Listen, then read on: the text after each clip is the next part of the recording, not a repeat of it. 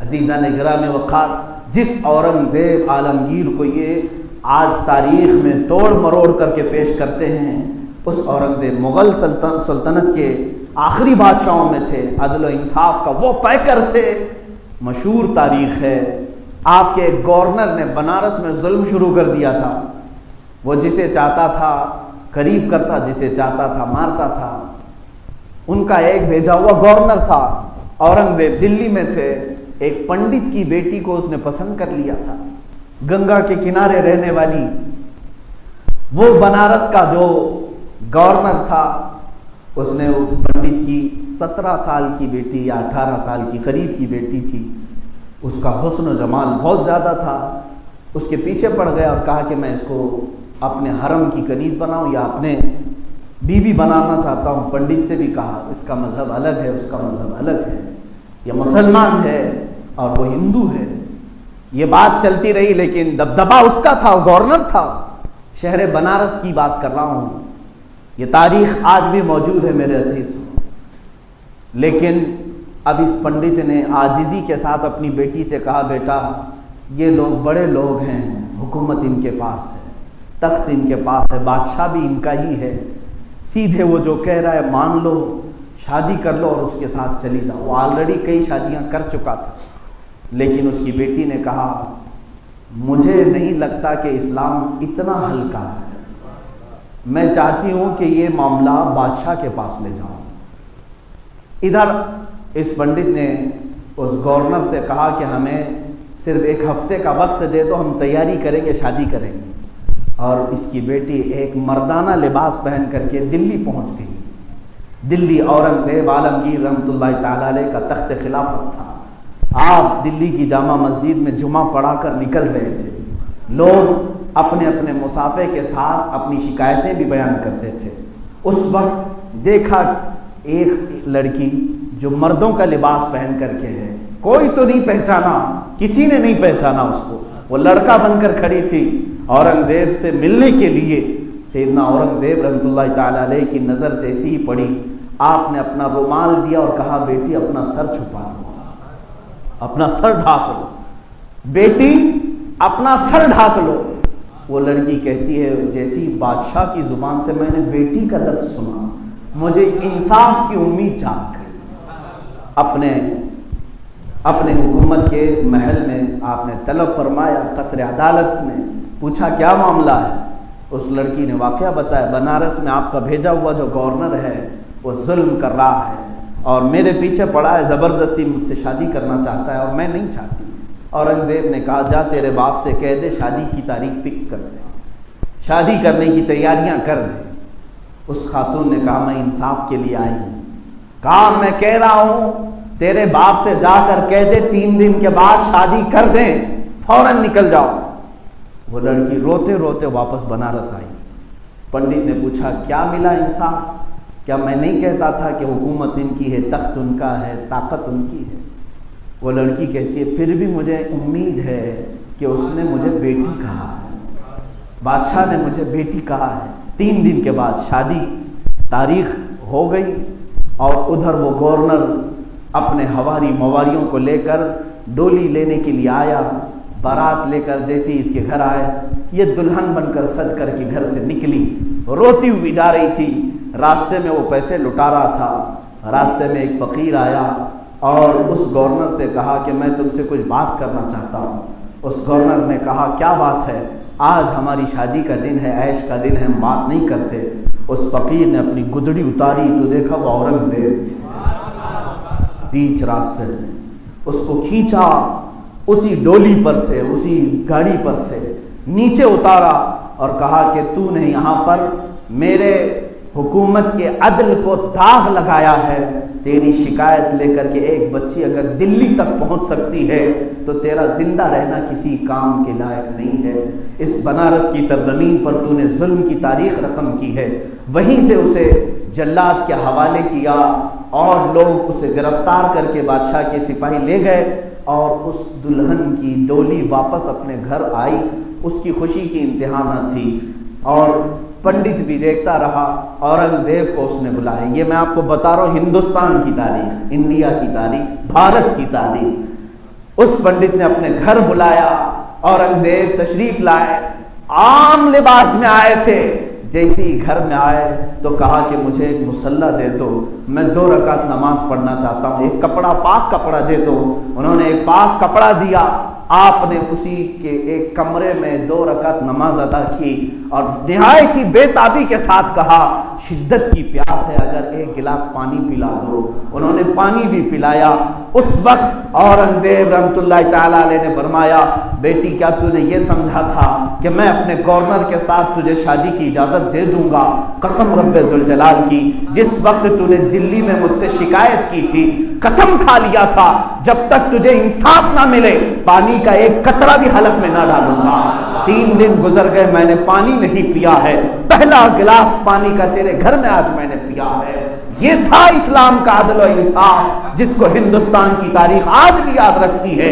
और उस पंडित ने देख करके उस दिन ये अहद किया कि मेरे घर इस्लामी बादशाह औरंगजेब ने अगर सजदा किया है तो ऐ बनारस वालों याद रखो, मैं पुजारी हूं, मैं ब्राह्मण हूं, मैं पंडित हूं, लेकिन ये वादा करता हूं कि जिस जगह औरंगजेब ने सजदा किया मैं अपने हाथों से यहां मस्जिद तामीर करूंगा। और वह मस्जिद तामीर हुई। गंगा के किनारे आज भी धरारा नाम की मस्जिद कायम है। इसकी तारीख जाकर पढ़ के देख लो, यह हिंदुस्तान की तारीख है। तुम कहते हो हम जुल्म किए हैं, अजीजा ने गिरामी बखार, हमने अपने सजदों से यहां अदल को फैलाया है। लोगों के दिलों ने मस्जिदें तामीर की हैं, लोगों के दिलों को जीत करके ये मीनारे बुलंद हुए हैं। किसी ने आज तक, मैं नहीं मानता कि किसी की गर्दन पर तलवार रख करके मस्जिद बनाई गई हो। अगर ऐसी मस्जिद कहीं बनी है तो उस मस्जिद में कहां की रूहानियत, कहां की रूहानियत? हम तो मस्जिदों में दिलों के सुकून के लिए आते हैं, दिलों के करार के लिए आते हैं, महज किसी के घर को तबाह करके। आप कहते हो किसी की जगह पर कब्जा करके मस्जिद बनाना। मसाइल शरिया आज भी किताबों में लिखे हुए मौजूद है। हनफी फिक़ह की किताबें उठाओ, शाफ़ई फिक़ह की किताबें उठाओ, हम्बली मालिकी फिक़ह की किताबें उठाओ, सब फिक़ह की किताबों में लिखा हुआ है, अगर किसी की जमीन मौजूद है और उसकी जमीन का एक बालिश्त भी मस्जिद में आ गया और आपने तामीर की तो उस जगह पर किसी का सजदा नहीं होगा। यह इस्लाम ने रखा है। तुम्हें मालूम है पहली मस्जिद मेरे आका सल्लल्लाहु अलैहि वसल्लम ने मस्जिद नबवी बनाई, तो क्या मस्जिद नबवी जब बना रहे थे मदीना तैयबा में लोग अपनी जमीनें लेकर खड़े थे। साहबा ने कहा कि एक जमीन बहुत अच्छी है, मेरे आका सल्लल्लाहु अलैहि वसल्लम को पसंद आई, पूछा किसकी है? कहा ये 2 लड़के हैं, उनकी जमीन है। वो दोनों सहाबी थे। हुजूर सल्लल्लाहु अलैहि वसल्लम से अर्ज किया कि आका अगर ये मस्जिद के लिए आप कबूल करते हैं तो हमारी शहादत की बात है, आप कबूल फरमाएं और इस पर तामीर करें। अल्लाह के नबी सल्लल्लाहु ताला अलैहि वसल्लम ने फरमाया, मैं कबूल तो करता हूं मगर इसकी उजरत दे करके, इसका मुआवजा दे करके। और उन बच्चों को जमीन की कीमत अदा की गई और उस कीमत के अदा करने के बाद मस्जिद नबवी मेरे आका ने तामीर की। जबकि रसूल करीम सल्लल्लाहु अलैहि वसल्लम के लिए पूरी जमीन जहां वो चाहते कदम रखते मस्जिद बन जाती। हुजूर सल्लल्लाहु ताला अलैहि वसल्लम ने भी यह हमें तालीम दिया कि किसी की एक बालिश्त जगह पर भी गैर कानूनी तुम मस्जिद नहीं तामीर कर सकते। अभी तुर्की की जिस मस्जिद को लेकर के पूरी दुनिया में बवाल हुआ, मस्जिद आया सूफिया के मुताल्लिक, ये पूरी दुनिया में वबाल मचाए हुए हैं और कई सेकुलर कीड़े ऐसे हैं जिनको ये बात हजम नहीं हो रही कि ये मस्जिद कैसे बना दिया इन्होंने, मस्जिद कैसे बनाया। तारीख पढ़ो जालिमों, तुम सिर्फ और सिर्फ इंटरनेट की दुनिया के कीड़े बनकर रह गए, तुम्हें तारीख नहीं मालूम। ये दर हकीकत सुल्तान मोहम्मद फातिह रहमतुल्लाह ताला अलैह, जो खिलाफत उस्मानिया के एक अजीम सुल्तान रहे, जिन्होंने कुस्तुनतुनिया को फतह किया और मेरे आका सल्लल्लाहु अलैहि वसल्लम की हदीस की बशारत उन्हें मिली है। हुजूर सल्लल्लाहु अलैहि वसल्लम ने फरमाया, जो सबसे पहले कुस्तुनतुनिया फतह करेगा वह जन्नती होगा। सुल्तान मोहम्मद फातिह ने कुस्तुनतुनिया यानी इस्तांबुल फतह किया। उस वक्त वहां पर यह आया सूफिया एक चर्च थी जो पुरानी चर्च थी। जाहिर सी बात है जब हुकूमत आई तो आपने उन लोगों को बुलाया, ईसाइयों को, पूछा क्या तुम यहाँ कायम रहना चाहते हो? कहा अब हमारा यहाँ कुछ है नहीं, हम तो अपने अपने वतनों में जहां हमारे लिए खैर हो हम जा रहे हैं। सब छोड़ करके जा रहे थे कुस्तुनतुनिया को। उस वक्त ये मरकजी जगह थी तो उन्होंने کہا کہ ایک کام کرو، جو تمہاری چرچ تھی یہ میرے ہاتھوں بیچ دو۔ آج بھی چرچ بکتی ہے امریکہ میں، یورپ میں، کینیڈا میں، انگلینڈ میں، جا کر آپ دیکھیں آج بھی جب چرچ کے مینجمنٹ والے سنبھال نہیں پاتے تو وہ بولی لگاتے ہیں، اعلان کرتے ہیں کہ یہ چرچ بکائی جا رہی ہے، کوئی خریدنا چاہتا ہے تو خرید لے۔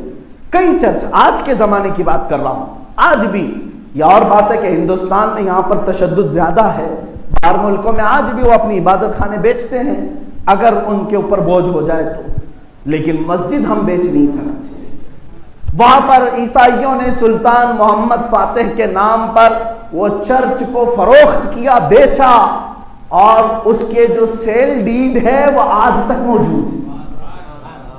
جو سلطان محمد فاتح نے خریدا وہ آج تک موجود ہے، اس کے دستاویزات ہیں ترکی کے پاس۔ یہ 15ویں صدی کی بات تھی، 15ویں صدی سے لے کر 1921 تک، تقریباً یوں سمجھ لیں 500 سال کے قریب وہ مسجد تھی، اس کو تعمیر کیا، مینار بنائے، نمازیں ہوئی، قرآن پڑھا گیا، خلافت عثمانیہ کو ختم کیا گیا 1921 کے قریب میں۔ اس کے بعد ان کے در کا ایک کتا لا کر کے انہوں نے ترکی پر بٹھایا جس کا نام مصطفیٰ کمال بادشاہ تھا۔ نام تو بڑا اچھا ہے لیکن وہ تھا منافق یہودی، اس کو ترکی کا بادشاہ بنا کر کے رکھا۔ 11 سال کے اندر اس نے سیکولرزم کا نام لے کر ساری مسجدوں سے اذانوں کو بند کیا، اور اس نے قرآن کی لینگویج کو تبدیل کر دیا، کہا کہ عربی میں کوئی پڑھ نہیں سکتا۔ ترکی میں اس نے اتنا سیکولرزم کے نام پر ظلم کیا، اور اس کے بعد یہ پابندی لگائی کہ جس کو قرآن پڑھنا ہوگا وہ ترکش لینگویج میں پڑھے گا۔ حجاب کو ختم، مدارس اسلامیہ نہیں چلیں گے، کہیں پر بھی مذہب کے نام پر کوئی بھی مدرسہ نہیں چل سکتا، علماء کو بند کیا گیا، قید کیا گیا۔ 11 سال یہ ننگا ناچ ناچا گیا ترکی میں، اور پورے اسلام کو ختم کرنے کی پوری طرح سے کوشش کی۔ اسی زمانے میں اسی مصطفیٰ کمال بادشاہ، جس کو اتا ترک بھی کہتے ہیں، اس نے ہی یہ 500 سال سے موجود جو مسجد تھی سلطان محمد فاتح نے جس کو خرید کر کے مسجد بنایا تھا، اس ظالم نے اس کو بدل کر کے میوزیم کر دیا۔ کہا کہ یہ مسجد نہیں رہے گی، یہاں اذان نہیں ہوں گی، کچھ بھی نہیں، ہاں اس کو میوزیم بناتے ہیں، بہت پرانی ہے، 2000 سال پرانی ہے، تو اس کو میوزیم بناتے ہیں، لوگ آئیں گے دیکھیں گے۔ وہاں سب آتے تھے، سیاح، ہر قسم کے لوگ آتے تھے جوتے پہن کر کے۔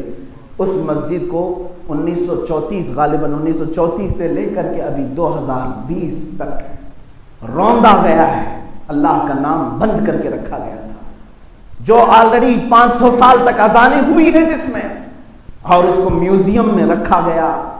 آج وہاں کی بھی سپریم عدالت نے فیصلہ یہ سنایا کہ جو پرانی مسجد تھی اس کو مسجد میں کنورٹ کیا جائے، تو ترکی کے صدر نے یہ فیصلہ نافذ کیا اور پھر سے اس میوزیم کو ختم کر کے اپنی اصلی حالت مسجد بنائی۔ اتنا کام کیا تو پوری دنیا کے سیکولر کیڑوں کو درد شروع ہو گیا۔ تاریخ اگر میں بتاؤں، اسپین میں جاؤ 500 مسجدیں یہ چرچ بنا کر کے رکھے ہوئے ہیں۔ آج اسلام کی بڑی مسجد کرتبہ آج بھی وہ میوزیم بنا کر کے رکھا گیا، چند لوگوں کو نماز پڑھنے کی اجازت، باقی کوئی نہیں پڑھ سکتا۔ ہنگاریہ، بلغاریہ، یہ وہ کنٹریز ہیں جہاں آج ایک مسجد تو ترکی کے پڑوسی ملک کے اندر ہے، ہنگاریہ میں، وہاں پر اس مسجد کے مینار بھی ہیں، گنبد بھی ہے، سب ہے، آج بھی ہے، لیکن اس کو چڑیا گھر بنایا گیا اور ہاتھی اس میں باندھے جاتے ہیں۔ یہ دنیا کو نہیں نظر آتا۔ ایک مسجد ترکی میں انہوں نے واپس اپنی اصلی حالت پر کر دی تو ڈھنڈورا پیٹنے لگ گئے کہ میوزیم سے مسجد بنا دیا، میوزیم سے مسجد بنا دیا۔ ظالموں، تم نے 1000 سے زیادہ مسجدوں کو استبل بنا کر کے رکھا ہے۔ یہ ظلم کسی کو نہیں نظر آتا، ایک مسجد کے معاملے میں سب بھونکنے لگ جاتے ہیں۔ عزیزان گرامی وقار، میں صرف اور صرف اتنا کہنا چاہوں گا، آخری میرا میسج یہ ہے کہ 80 سال کے بعد بھی اگر کسی ظالم نے 1934 میں اگر اس نے مسجد کو میوزیم بنا دیا تھا تو رب تبارک و تعالیٰ نے اگرچہ دہائیاں گزر گئی انتظار میں، ترکی کی عوام کے لیے 8 دہائیوں کے بعد بھی اگر اذانیں گونج سکتی ہیں تو صرف اس وجہ سے کہ ترکی کی عوام نے اپنی نسلوں کو یہ ہمیشہ بتایا تھا کہ یہ اللہ کا گھر ہے، یہ اللہ کا گھر ہے، یہ اللہ کا گھر ہے۔ آج یہ عہد کرو اے مسلمانوں، اپنے ہر بچے کو بتا کر کے جاؤ گے، وہاں پر زمین پر جس طرح آج اعلان کر کے ظالموں نے اپنا بت کدہ بنانے کی کوشش کی ہے، اے میرے بیٹے وہ مسجد تھی،